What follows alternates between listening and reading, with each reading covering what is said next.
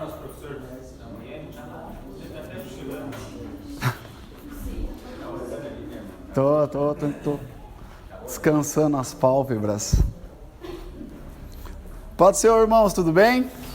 Todo mundo bem alimentadinho, tomamos um café, ou quem está de jejum? Quem está de jejum não precisa falar, tá?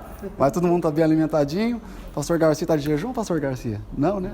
Pastor Garcia, Eliezer fez um jejum hoje, o Eliezer eu vi que não... Tá certo. Irmãos, hoje eu estou muito feliz, né? Mais do que de costume, porque a primeira lição, eu sempre escolho dar a primeira lição, porque no decorrer do trimestre, nós temos vários mestres e professores e presbíteros e pastores, né? Então daí eles conseguem explicar o conteúdo com mais calma, conseguem focar no conteúdo e explicar. Então daí eu estou aqui para estender aquele tapete vermelho, né? Para os próximos que vão vir aí, né?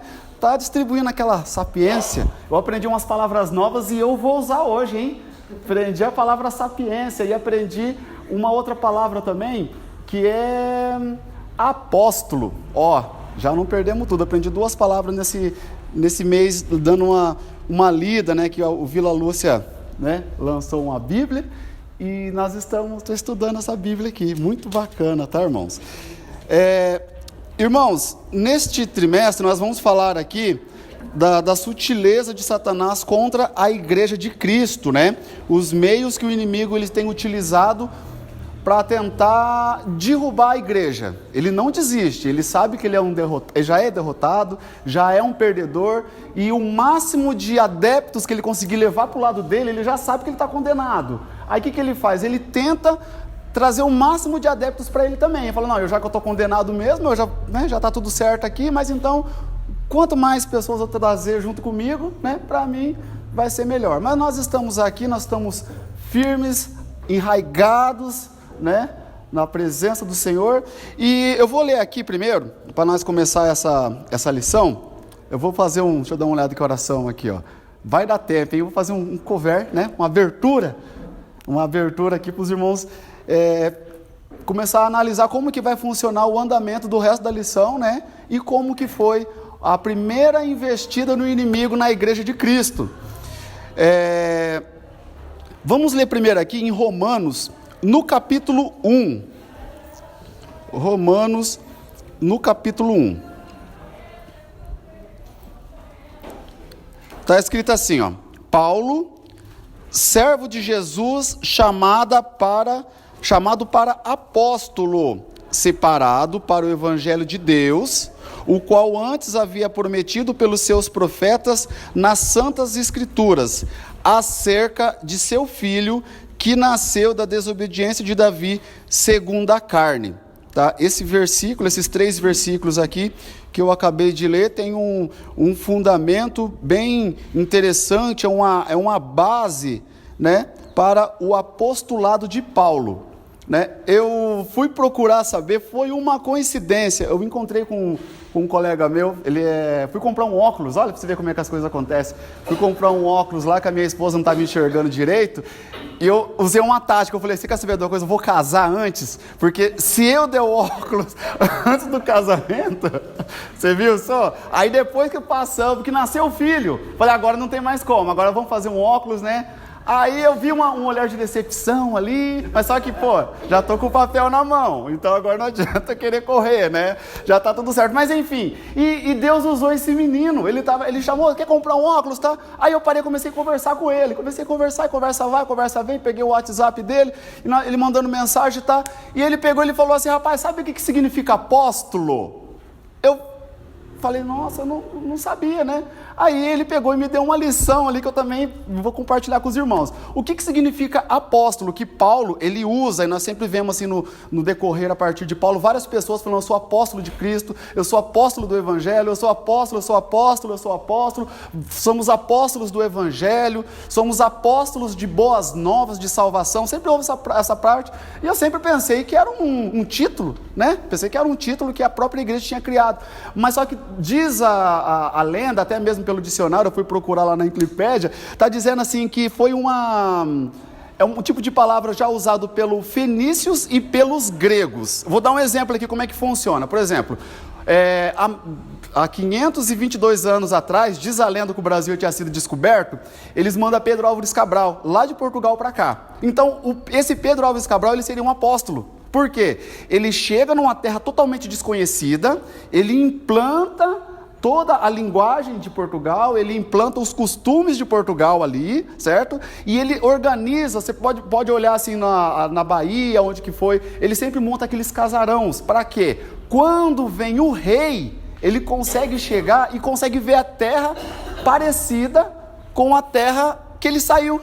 Então, esse é o apóstolo. O apóstolo, a função dele é chegar, é empregar um dialeto novo na situação ali, é mostrar como que vai funcionar a chegada do rei. Então faz todo sentido, né? Um apóstolo, ele chega, ele passa as informações para os discípulos, ele prepara a terra e fala assim, aí vai vir o rei da glória. Então Paulo achou interessante essa parte, ele falou assim, bom, pera um pouquinho, então reinado, eu estou passando um tipo de governo para essas pessoas, eu estou mudando o linguajar delas, então quer dizer, logo vai vir o rei da glória, então eu vou ser um apóstolo, porque se ele falasse uma outra palavra, ou um pregoeiro da palavra, tipo assim, eles não iam se identificar, mas quando falou apóstolo, eles já se identificaram, falaram, opa, peraí, então, tá, apóstolo, entendi, mesma coisa chegar e falar assim, vou fazer uma porção de macaxeira aqui, vou fazer uma porção de aipim, ou uma porção de mandioca, daí a pessoa entende, tá, entendi como é que é. Claro que tem algumas frutas aqui que os nomes são indizíveis, né? Que é o cupuaçu, como é que é o nome do suco? É graviola, granola?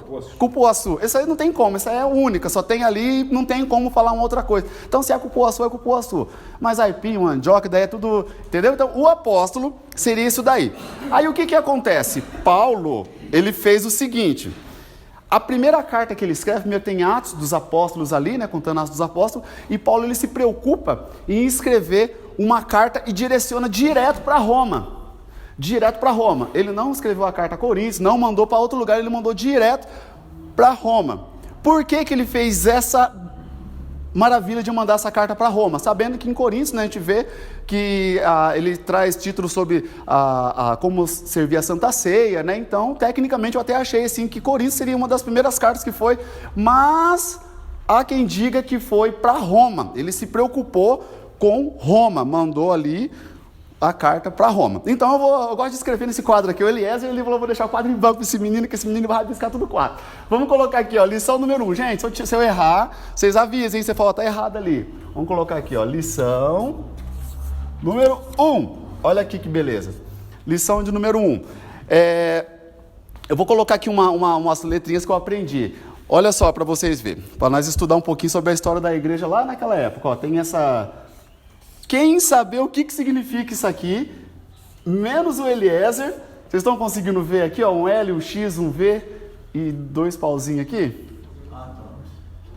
Alguém sabe o que significa essa nomenclatura aqui?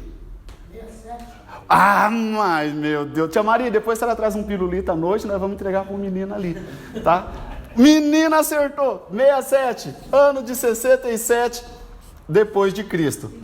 Maravilha, sobrou para a tia Maria. O que aconteceu em 67 depois de Cristo, né? Primeira coisa que aconteceu, antes estava seguindo o fluxo da humanidade. Só que daí o Filho do Criador morreu.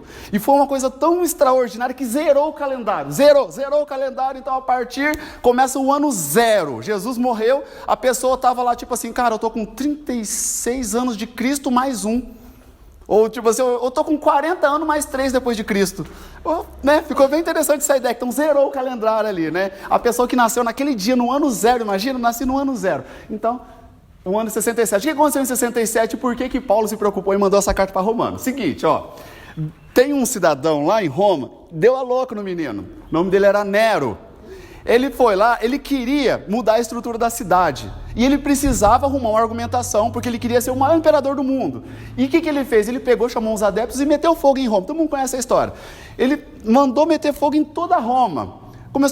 Aquilo foi pegando fogo em tudo, ficou 6 a 7 dias pegando fogo em tudo ali.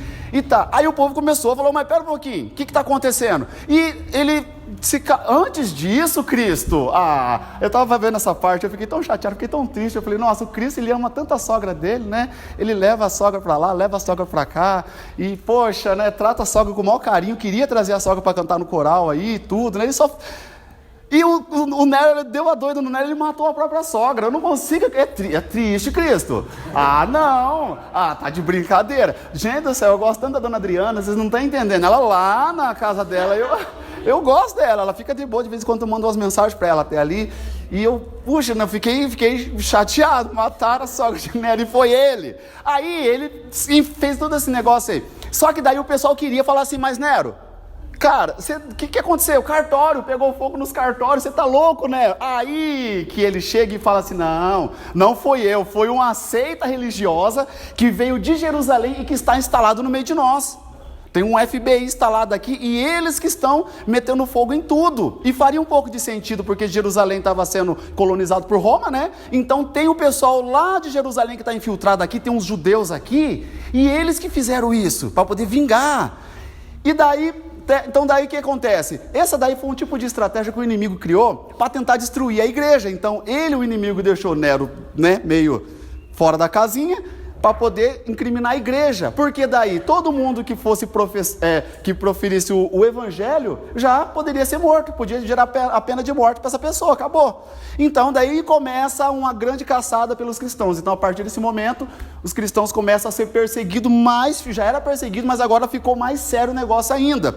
E o que acontece? Nero conseguiu o que ele queria. Ele foi lá e montou o Coliseu, né? Montou aquele Coliseuzão grande, fez isso, fez aquilo. Ele fazia alguns eventos bem bacanas ali, né? Ele colocava lá, antigamente funcionava assim, ó. Ele juntava os soldados ali premiados, né? E eles faziam algumas simulações. Ele falava assim, gente, neste domingo, a partir das 2 horas, hoje no dia 3 depois de Cristo, nós vamos fazer uma simulação de como foi Roma invadindo Jerusalém. Então daí eles fazem uma encenação bem grande, montam aquele palco gigantesco embaixo, e como se fosse uma TV ao vivo, daí entre os soldados, todos armados. Só que até então era uma simulação, não tinha nada de confronto, só que daí o que acontece? O inimigo começa a colocar na cabeça de Nero, falou assim, não, pera um pouquinho, você está perseguindo os cristãos, você está matando os cristãos, só que a gente pode usar esses cristãos aqui, e nós vamos colocar ele para ser na arena, para poder matar esses cristãos, né? Porque daí o que acontece? O pessoal que está lá, eles não querem ver mais encenação, porque a natureza humana já ver mesmo, gosta de ver sangue, né? Tanto é que se você está assistindo eu não sei quem comentou, acho que foi a esposa do Eliseu, estava comentando assim, que dependendo do jornal que você assiste ali, chega a escorrer sangue atrás da televisão, né? E é o que mais chama atenção, no horário nobre, meio-dia que passa, 6 horas da tarde, quando você chega do serviço, a cabeça quente está passando, e isso é uma coisa que prende. O inimigo conhece o ser humano, ele sabe que... E nisso começou. E aí aumentou mais ainda a perseguição. Daí eles conseguiam juntar os cristãos, jogar nas arenas contra os soldados armados, e aquilo foi aumentando, e foi aumentando tudo isso. E daí o que acontece? Quando chegou, agora tem outro ano aqui também, né? Vamos deixar aqui, que agora tem outro ano aqui. Agora eu quero ver, hein? Esse aqui, ó, esse aqui é da hora, ó. Vamos colocar aqui esse... Aí. Opa, quem? 81, mas esse povo tá afiado, Eliezer, louco. Eu acho que era eu que tô fora do negócio, que eu tenho que estudar mais. 81, aí ó. Tá, daí em 81, o que acontece, né? Eu até estava conversando com o Cristo e por fim nós chegamos a conclusão nenhuma. Qual que é a conclusão? Ó, agora os irmãos começam a analisar comigo aqui, ó.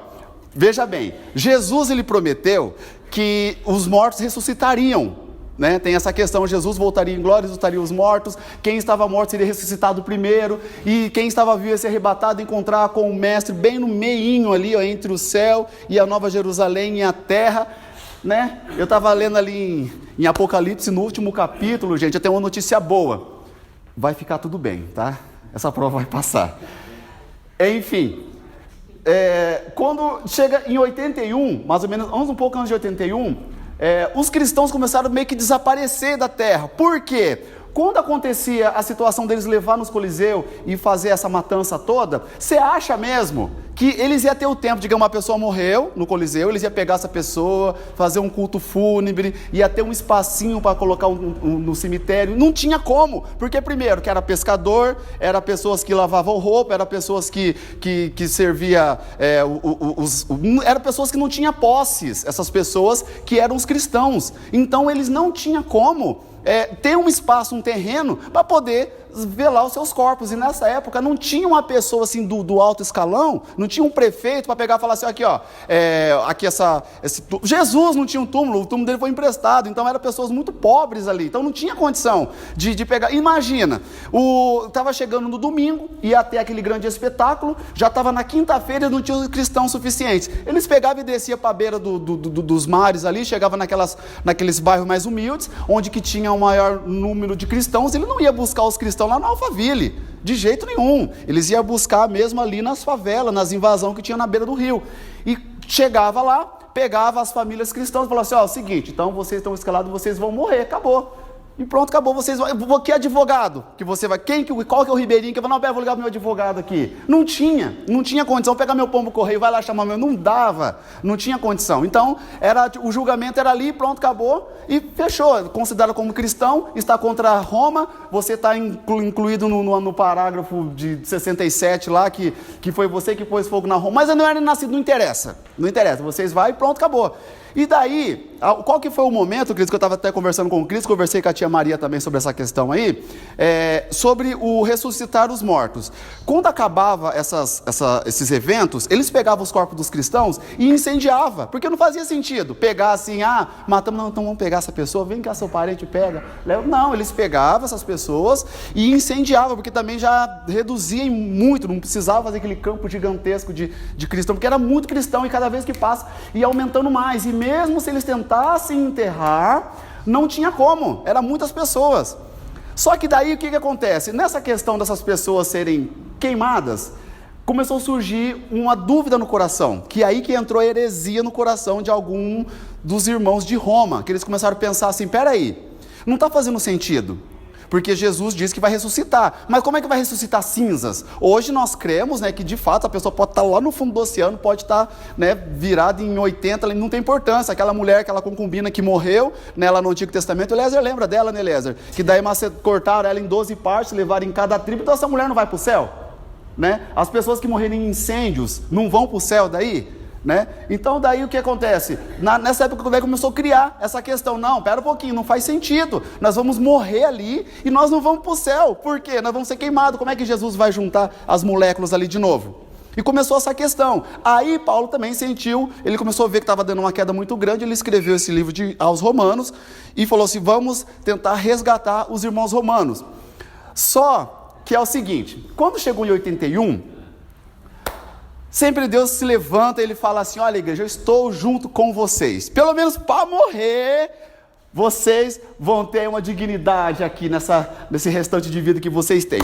No reinado de 81, na direção de Domiciano, tinha uma moça que era sobrinha do imperador, que era Flaviana. Ela estava ali na casa, ela falava assim, mas por que será que mata esse monte de cristão e todo domingo tem gente? Todo domingo tem cristão aqui. O que está acontecendo? Aí nisso chegou o Piazinho varrendo ali, ele deu uma olhada, história. Ele olhou, falou, opa, peraí. Chegou e começou a conversar com ela. 2 eunucos, que era do rei, começou a conversar com ela. E ela fez que nem o Eliezer fez agora, começou a sugar as lágrimas e falou assim, eu aceito esse Jesus então. Eu aceito esse Jesus. E daí vem uma outra palavra que eu aprendi. Que top, gente do céu. Eu aprendi uma palavra maravilhosa que eu sabia. Eu procurei na Bíblia, até na Bíblia de Vila Lúcia, que eu olhei e falei, caramba, não tem essa palavra. Não tem, na nova versão, na outra versão. Revirei, não conseguia achar essa palavra, a palavra cemitério. Não achava essa palavra. Tinha catatumba, tinha tumba, tinha cova, cemitério não tinha. Eu falei, onde que está? Meu Deus, eu comecei a procurar por tudo ali. Aí o que acontece? Essa menininha aqui, ela era sobrinha do imperador, então ela tinha a costa quente, Deus já começou a levantar os grandão lá em cima. E o que ela fez? Ela doou um terreno gigantesco mesmo, também está o terreno da igreja aqui, não, maior, um terreno grande, e ele pegou e falou assim, todos os cristãos que morrer, chegou para o imperador, falou assim, todos os cristãos que morrer, eu quero para mim. Eu quero para mim esses cristãos que vão morrer. E ela fez um cemitério subterrâneo. Tem lá em Roma. Dá para vocês ir lá que tem em Roma. Um espaço gigantesco, e ela fez um cemitério subterrâneo.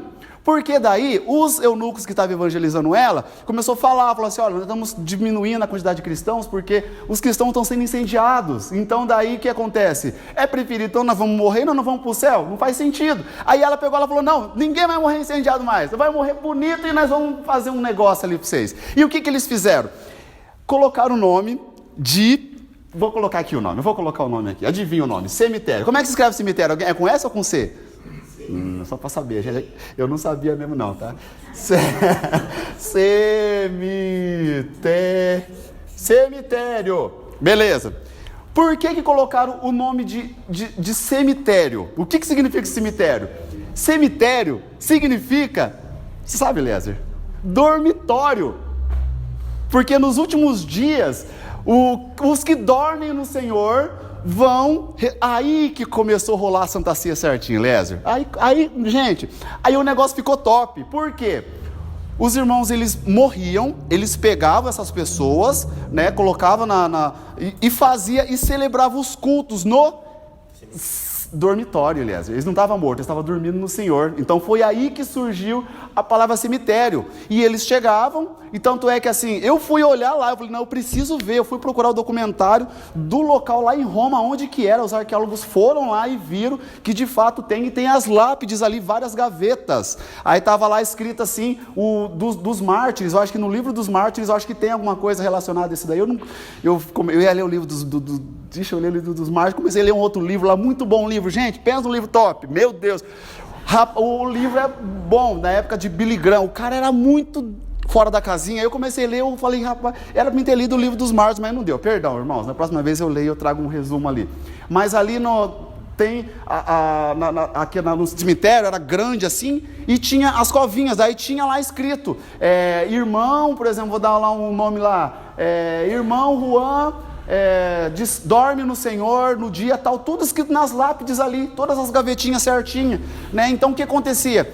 Os irmãos, eles colocavam ali o pessoal na gaveta, né? Faziam o pessoal na gaveta e já celebravam um culto, falava assim, eu tenho certeza que esse irmão que morreu aqui não foi em vão. Ele não foi em vão, porque no dia da ressurreição de Cristo, ele vai ressuscitar primeiro que nós.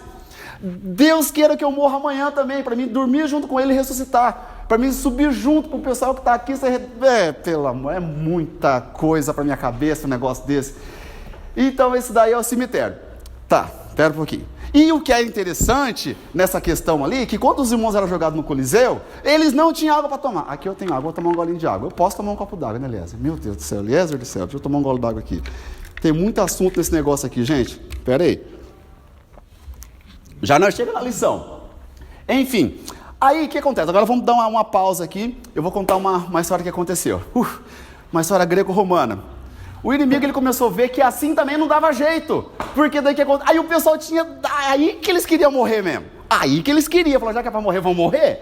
Vamos morrer porque nós temos um cemitério lá. E tipo assim, não tinha como, não vamos queimar. Esse que morreu aí é minha. A mulher comprou a briga de todo mundo. Falou, não, aqui não. Pode, vai ser, não quero ver ninguém queimado aqui. Se eu ver alguém fazendo uma fogueira ali, tá enrolado na minha mão, que eu vou chamar o imperador. Então, todos os cristãos que morriam, pode ser do jeito que for, quebrou, bateu, quebrou a unha, caiu ali, morreu de velho, é meu.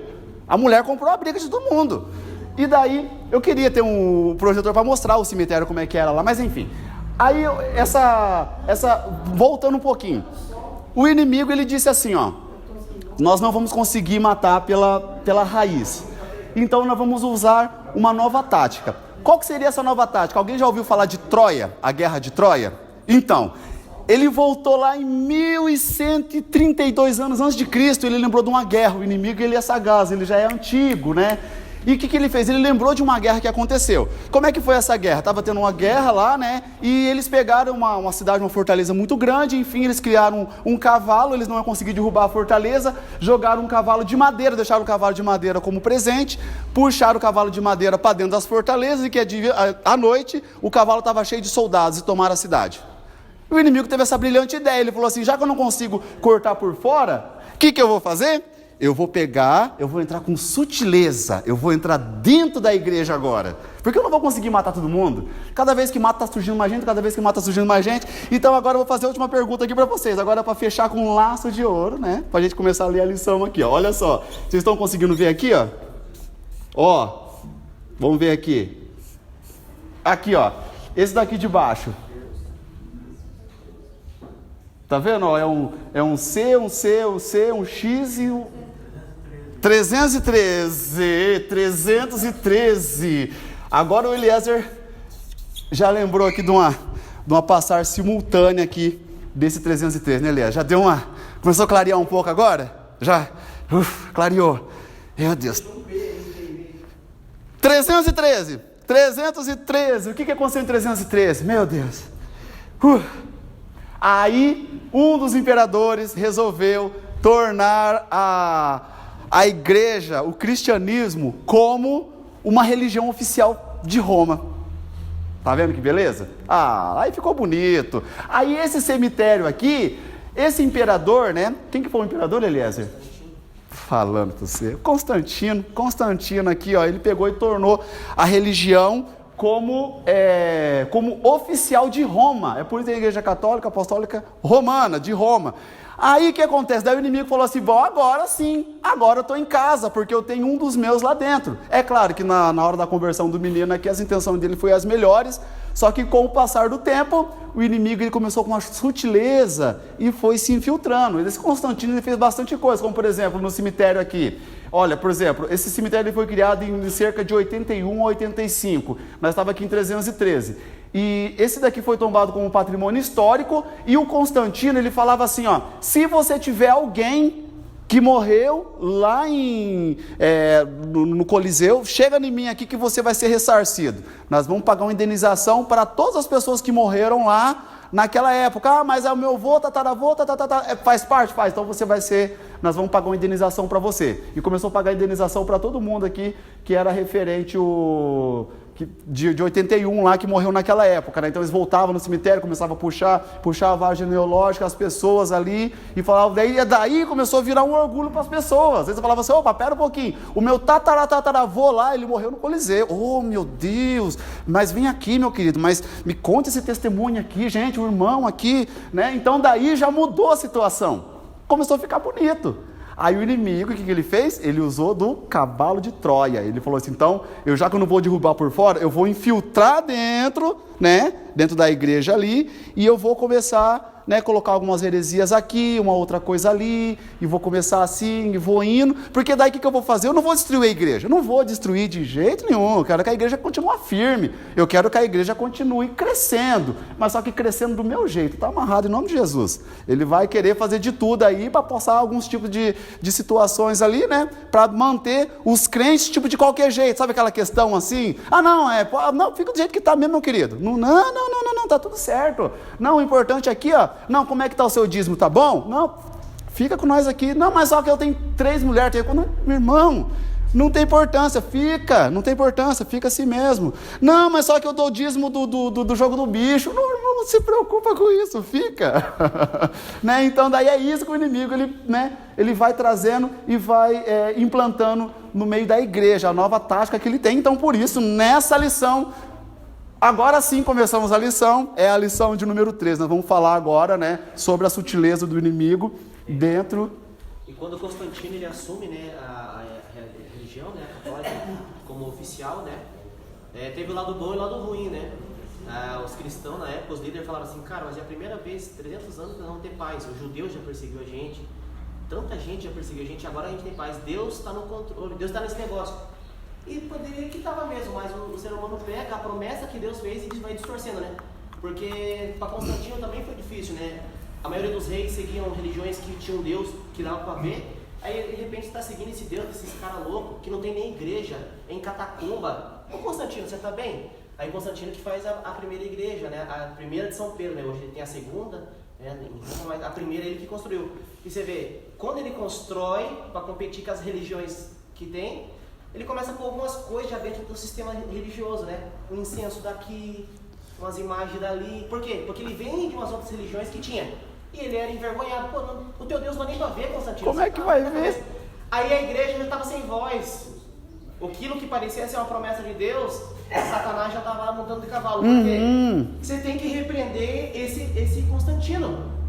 E quem tinha coragem? E quem que... Porque foi ele que liberou? Mas não queremos voltar a sofrer. Aí que começou a desandar. Quando a gente para de ser firme e ser frouxo, a gente começa a envergonhar o evangelho. Porque Paulo pega os apóstolos, não negava a fé. Agora quando eu deixo um imperador por causa de regalia, por causa de prédio, você quer prédio, você quer morrer? Eu quero prédio. Então pega. E a catástrofe. Se Lutero se levantar, a história é grande. Isso aí, irmãos, é estudado. Isso é a história da igreja. Isso é muito importante a gente aprender. Isso é muito debatido em um mês. Hoje não dá, são minutos, mas isso é muito debatido na história da igreja no IBADEP. É muito importante. Sim, é por isso que eu peguei só 3 datas, né? Por que nós somos reformadores? Mas é sempre, desde o Jardim do Éden, sutileza de Satanás. Ele vem e ele subiu aqui nesse 313, ele aproveitou. Então foi um resumo grande de todos os estudos que foi feito.